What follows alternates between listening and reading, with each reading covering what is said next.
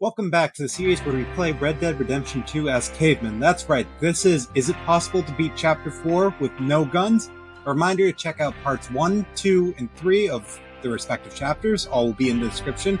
And all of this challenge was streamed live on twitch.tv/lavishpoem5170. Without further ado, let's remind ourselves of the rules. Rule 1, no firearm must be fired. If a gun is forcibly shot, then the mission is deemed impossible. However, if a gun is held but not fired, that is acceptable.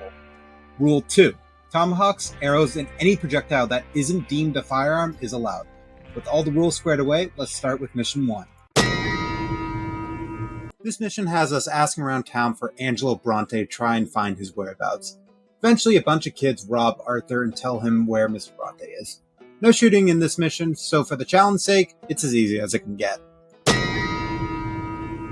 In this mission, we confront Angelo Bronte to try and get Jack back peacefully.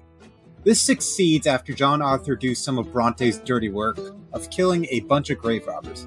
The shootout with the robbers goes well, but I did accidentally get caught by the cops on my first attempt. I surrendered then. Okay, I guess getting arrested counts as fucking dying, apparently. All is good though, since we can still make it out, getting Jack back and making the mission possible. In this mission, we just need to save Chili Jackson from Anthony Foreman. Nothing else to it. The shootouts were minimal and the mission was extremely short, so this one was another piece of cake.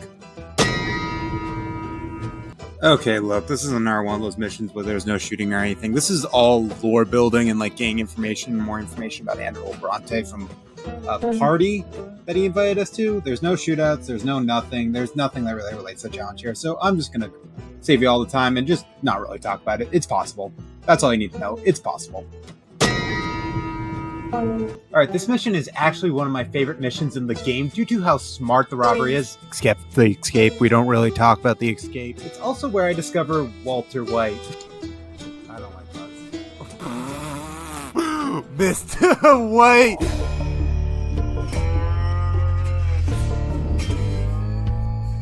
This mission is awesome. I love this mission.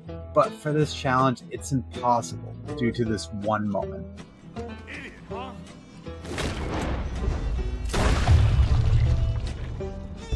Yeah, I have to shoot him. Let's hope no one heard that. Yep, there's no avoiding this one since if you don't shoot, he kills you instantly.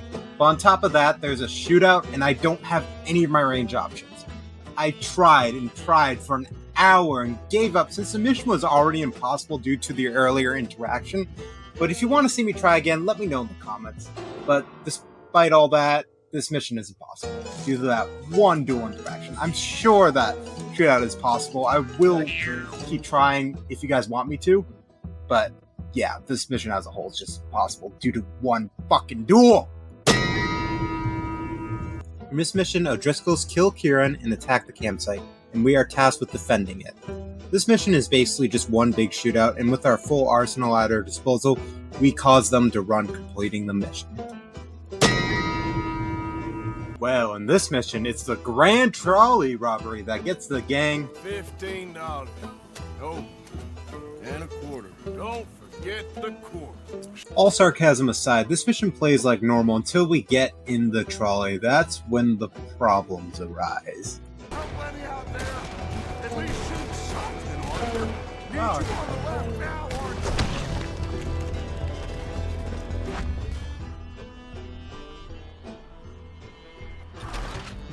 Oh. That's unfortunate. Another impossible mission. Yep, it's Chapter 3 all over again, the game forcing us to use our revolver and giving it unlimited ammo to really fuck us. And after one forced gun segment, why not another? The game fucking does it again, by forcing us in a wagon. I gotta say, basically this whole mission I was forced to use my gun, making this whole goddamn mission impossible. No matter what I do, I can't bypass any of these. In this mission, we decided to help the Native Americans to get papers from Cornwall so they have a chance of keeping their land. This mission is mostly stealth-based, and even though I failed miserably at the stealth, I got through it just fine, and the shootout was a lot of fun, and overall this whole endeavor was extremely possible for the challenge, and a whole lot of fun, to be honest. I was pleasantly surprised about that. In this mission, we meet Thomas and help him with a bull gator so he can use his boat to ambush Bronte. I actually was afraid of this mission at first since it does not allow us to take our boat with us, but our knives are just barely enough to help us deal with the gator, making the mission possible, surprisingly. Alright, so in this mission we are tasked with capturing and eventually Dutch brutally killing Angelo Bronte. This mission is actually very interesting because we implement a strategy we did in Chapter 2 that, since it was used twice, I'll call it anti-lock. Thank you, John. Yeah, we just let John do the work for us, and after that we kill off all the guards, find Bronte, and run into another roadblock. Normally you'd have to carry Bronte and shoot the police with your revolver since that's all you can use while holding him.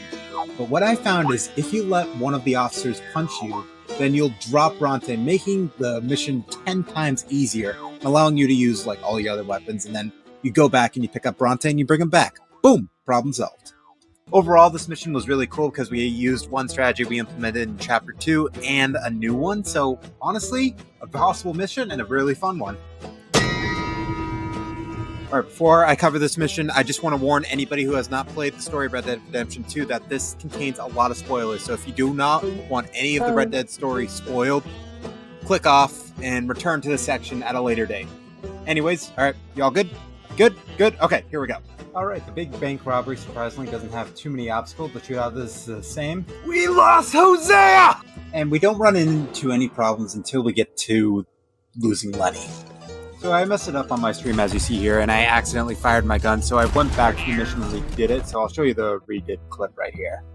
Alright, so I wanted to prove this part is possible without a gun. So, here's what we can do.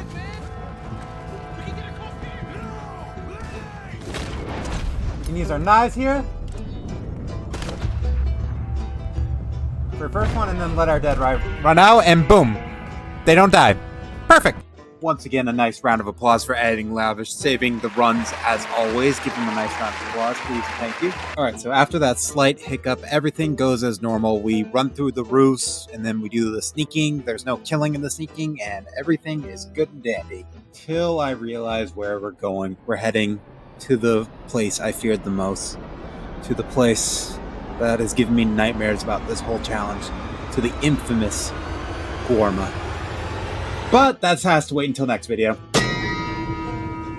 Chapter 4 was definitely a lot shorter than the last two chapters, with only 11 missions with 2 impossible missions. So if my math is correct,